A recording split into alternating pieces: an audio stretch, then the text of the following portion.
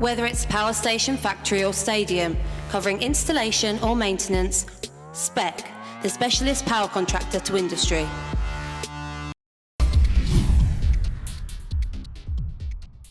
Mal, it's fantastic to have you on this show. Thank you for giving us your time today.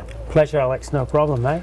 I want to ask you, we're going to start because we've actually got a treasure chest here of your achievements over your career as a player and a coach. Can you just talk us through a few of these bits in front of us? Oh, that's the Lamstock Trophy, which is in '69 when we beat Salford at Wembley. Yep. The OBE was presented to me by the Queen in '91, which I was really proud of. And what did she say to you? It was confidential. Yeah. No, we had quite a little chat, and she was terrific. Yeah. Very approachable. The two rings are from successful wins at grand final with Manly in Australia. They must mean a lot, because you also won one as a coach with the Newcastle Knights. We'll get on to that a little bit later, but it's a huge achievement. Yeah, I just my Manly days were fantastic. I've lived in Australia now 3 times, but playing over there, it was really competitive, and I went out as a 10-pound pom, and I toured in 1970 with the Great Britain team, and my objective when I went out there was to call on a solicitor in Macquarie Street 187192 and ask him to fix me up with a rugby team with the team over there. Castleford didn't like that, but he negotiated with a couple of clubs, St George and Manly was very approachable with me, and Ken Arthurson really did make a difference. He met me at the airport, and I had 5 terrific seasons with them, winning 2 premierships. You've also got a couple of Challenge Cup medals down there. Famous days for Castleford. Yeah, my introduction to league was totally by accident. I was playing soccer as a sort of 18, 19-year-old. That old? Yeah, I was. Yeah, I'd played league before at school, but the buses at Kippax, they went from the same monument, departed from the same place, and the soccer game was postponed. Conditions were poor, and they asked me to jump on the rugby coach, and we went to Onslet, played, and I'd stopped playing soccer from that point onwards. And so you missed the game was cancelled. Yeah. So Malcolm Reilly, one of the greatest players that our country's ever had, started playing rugby because the soccer game was cancelled. That's amazing. Yeah, well, I just enjoyed it so much, and I played about sort of 6 to 8 games with Kippax Welfare, and Castleford signed me on, and it all sort of accelerated from there, because in 68, 69, I won the Landstod at Wembley, sort of less than 2 years, so just over a year later, which was like, it kind of, it sort of went so quickly from playing soccer into introduction of a league, and then being able to express myself on the field was good. I enjoyed the game and still do. Thousands of young players will probably never realise what I never realised, that as a young kid at Milford, my coach Dave Bray used to say to me, right, it's time for Malcolm's, and I hated that drill with a passion, because obviously being a big lad, I found it really tough, and little did I know until I'd met you at the Super 8 launch a couple of years ago that Malcolm's actually one of your creations. Tell us a little bit about your obsession with fitness and also the drill of Malcolm. Look, I love training. I still do. I don't do a lot of running, obviously, cycling. I do weights programs, but it was a 20-meter drill really, and it simulated what you need in rugby league. It's around the ruck area, back 10, forward 20, back, and I introduced sort of hitting the floor, so you kind of 6 times 4, 24 times you hit the floor, and you're doing 6 short sprints of 20 metres and back, so it just simulates the game in game situations. Did you ever think it'd be taken on worldwide? No, I didn't know because the Australian international side, Bob Fulton told me he was doing it too. Yeah. He was doing the same drill, which was surprised. I was surprised because Bose was a real fitness freak himself, but they hadn't sort of tangibly sort of converted the fitness element and combined it with the game situations, you know. One of the most competitive men I know is Jamie Jones Buchanan, who we work with at Rugby, and he always tells me a great story about, you must have been in your 50s at the time, maybe late 50s, and you were down at Leeds, and a young Jamie Jones Buchanan challenged you one day in the gym, and it didn't really work out for him. Can you tell us a bit about that?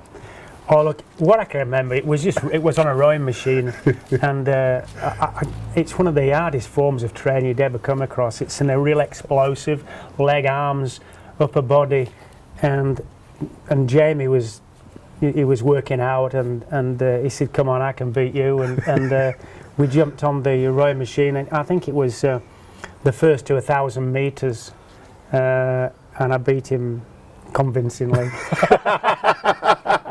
I think you might beat him today by looking pretty fit, mate. He was quite embarrassed, as a matter of fact. Leeds as a club obviously struggled this year, but I suppose Jamie is a great example about how your attitude can bring you back from obviously a very difficult injury to come back and be a force once again. He is an example, you know, what a rugby league players can do. He's an all-round player, Jamie. He's got a great mental attitude. He's mentally very tough. He prepares himself, you know, thoroughly, and he's so reliable on the field in 80 minutes of football, and that's what's so good about him. I've got to take you back because you're a two-club man. There's not many people. Jamie Jones prides himself in the fact that he'll only play for Leeds throughout his whole career. Tell us a bit about Castleford and what the club and the town mean to you. Look, when I first went down there and got signed on, you know, my heroes were Keith Epworth and Alan Hardesty and Bill Bryant and people like that. So to find myself playing alongside some of these players and getting involved in set pieces, and the 68-69 Wembley final, where I gave Alan the ball to score and clinched the result over Salford. It was just a fantastic experience. Yeah, I love the club. I still do. I don't go down anymore for reasons I won't go into. But yeah, I've got a lot of fond memories, and you know, nobody can take those away. Winning in '86 as a coach was a fantastic experience too. You went to Australia in '71. You spoke about it briefly before, and you became a hugely popular figure. And what was it like for a POM playing over in Australian Rugby League in 1970? It was so difficult, let me tell you. They just didn't like us at all, and they let me know. And you were a target as soon as you went out on the field. Every week you had to back up, and you didn't. I just wasn't prepared to wait for something to happen. I took matters into my own hands, and I dished out more than I received, but I got plenty too. Yeah. Don't worry about that. It was a tough game then. It's not the same game as it is now. You know, it's so refined, but it was quite frankly brutal when I played, and I prepared myself mentally. That was the key to the results I got on the field, and I started thinking about the players who I was playing against on the following week on Monday morning. As soon as I woke up, I had to do and make sure that I was really mentally prepared for what I was expected to do, and make sure I did that. After your Australian adventure, coming back with obviously grand final rings and notoriety from Australia, you went back to Castleford and as player coach, and was it difficult combining the two roles? Yeah, it was. It was difficult leaving Australia too. It was very emotional because I'd met a lot of great friends out there and still have. But I came back. I'd played an off-season with Castleford, and my next-door neighbour, well, he turned out to be my next-door neighbour, Phil Brunt, offered me a position to coach the club as a player coach. My knees were a bit shaky, particularly my right one, so the Australian hard grounds, it wasn't suited to it, and he offered me a position and also an opportunity to acquire a piece of property which, you know, featured largely in my decision to come back. And I enjoyed I loved it. Player coach, you know, you're on the field, you know what's happening. You can affect it. Yeah, you can make sure that it's a role I was really enjoyed doing, and the club, we had a lot of success winning Yorkshire Cups, John Player trophies and stuff like that, Floodlit Trophy, and it accumulated with the '86 Grand Final.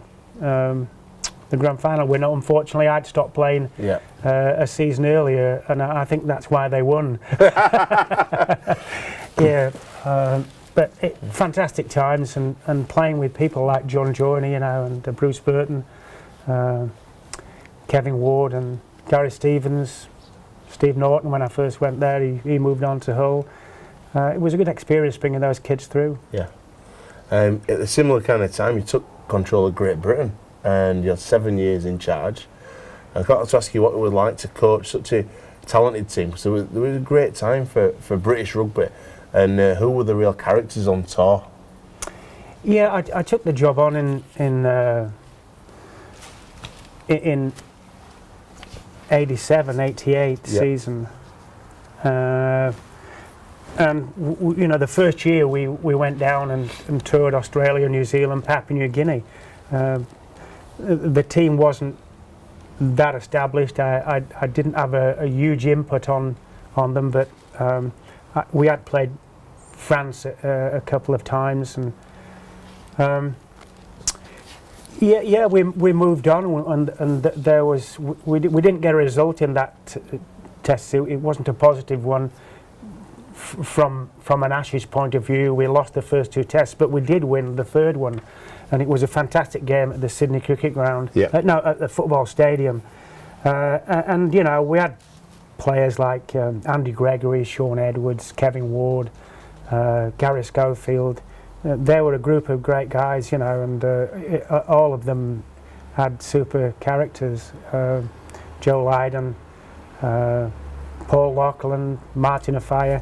You know, you can go through. It was a super side. Yeah. Unfortunately, we picked a lot of injuries up in the early stages, and I wasn't able to field the strong sides. Ellery Hanley, of course. I forgot Ellery, who played a major role in the results. One of the best players I'd ever coached and seen play. You think he really stands out above some of the others, or? Such a determined character, single-minded.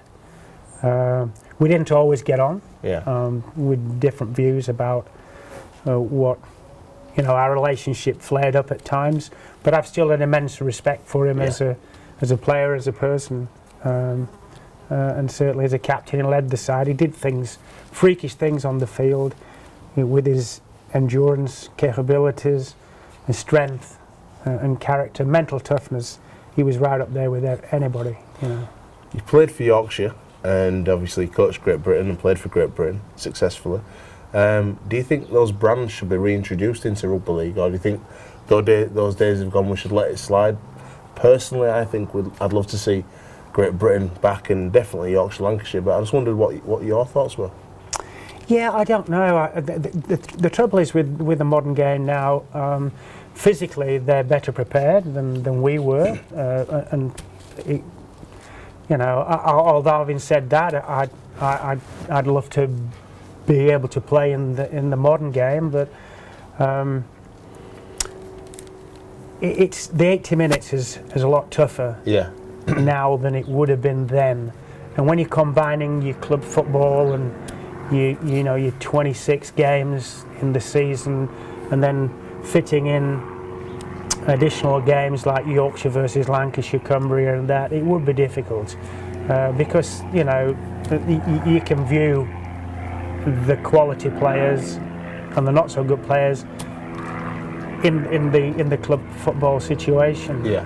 So I'm adverse to sort of Yorkshire, Lancashire sort of things, But Great Britain, for sure, you know, it's got to be looked at. And, you know, our game has got to be improved in that area. Yeah. We've got to be respected and be able to go down and be very competitive. But this won't happen until our domestic game improves significantly. In 1995, you went over to Newcastle Knights, and what did you expect when did you have any concept of the talent that were there waiting for you? I'd watched a couple of videos, but not in sort of not being able to analyse the individual players and scrutinise, you know, what the capabilities were. But when I got out there, it was a big surprise, you know. About 6 or 7 of our team finished up playing for Australia, who had never played before in the period of time whilst I was there, and you know, I think I was a good motivator, but you know, there was a lot of natural talent there. Matthew Johns, Andrew Johns, Ainscoe, Paul Harrigan, people like that. They were, Adam Muir. There were some outstanding players, world-class players, and, but they're just not sort of cracked it. They're just not, and you know, we moved on, and 97 was a fantastic. We came close on a couple of occasions, and we were very competitive.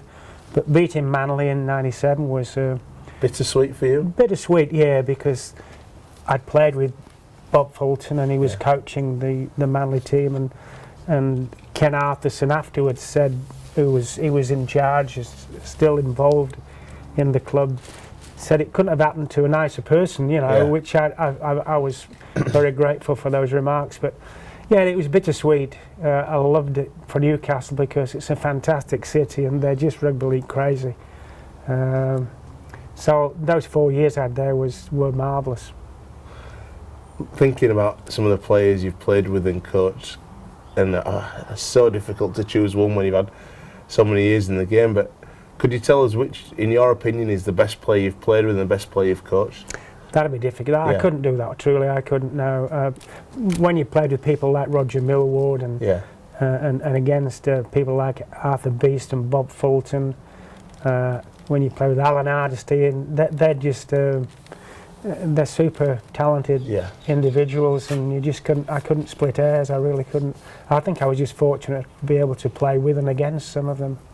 What about the coaching side? Obviously, it's a different viewpoint when you stood on the sidelines and you go to training for the first time. You see an Andrew Johns or an Ellery Hanley. How did you look at those guys and just see an amazing talent? Did it excite you working with players like that? Andrew was just he had everything. Yeah. You know, I mean, he had all the skills in the world. He just read a game so well. His perception, his kicking game, his vision. He just made the game look very easy, and all you had to do was follow him. And defensively, not only was he one of the best offensive player I've ever seen. Defensively, his tackling technique was so superb. He used to pick them up forwards and drive them into the floor. You know, he didn't have to do that. You know, I've never. The halfbacks I'd been used to playing with couldn't do that. And he was about 92 kgs. So well, I never played over 95. So he was big, stocky, powerful, and with the charisma and vision, you know, on the football field, he was a sensation. After 50 years as a professional within the game of rugby league, when you look back on it, all your career, and you bring you fast forward into 2016, where do you think the game's at today? I'm actually disappointed with the current game. It's a bit stereotype. I mentioned this to a few people. It all revolves around the ruck area, you know, and the 10-metre rule. As such, the coaches are coaching to slow the game down, which they've obviously got to do. But it's in detriment. It's defence orientated. We don't see enough of attacking football on the edges. They don't get any room, you know. We've got to do something about restricting the number of people going into a tackle, because there's 3 people coming in, then a 4th guy coming in. There's obviously the situations could turn sour with an injuries to ligaments, knees, if you went in that manner. But it's not an attractive. People don't go there and pay money to see people wrestling in a ruck. Yeah. You know, they go there to see tries being scored and, you know, people creativity or kicking games and that. So I'm a little bit disappointed, you know, the way it's going. But I think that they possibly should maybe, and I don't know how you police this, but restrict defenders to a tackle. Yeah. It could be monitored, and I mean, you don't have to be precise every time, but you know, just if the referee controls that ruck and lets the attacking player not get as held down and as long as, you know, they are currently doing. Last question. Obviously, rugby league is, you know, it's trying. I work quite a lot through rugby and with various different clubs. What excites you about rugby nowadays? Oh, look, the attacking football, which is you know, not there's not so much of it, like I've just said. I think that there's so much more can be done with our kicking game, offensive kicking game.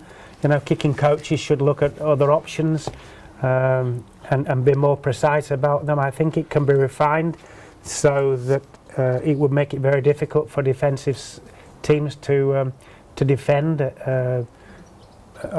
kicking opportunities, offensive in particular, not just the bombs and that, but kicking in maybe in your own half on a play 4 when the defence is shooting up, and if you can get people to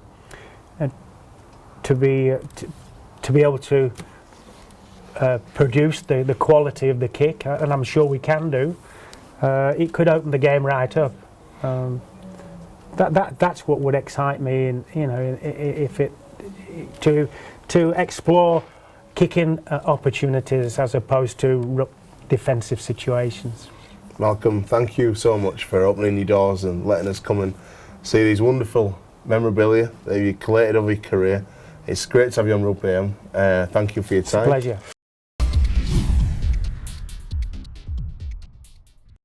Whether it's power station, factory or stadium, covering installation or maintenance, SPEC, the specialist power contractor to industry.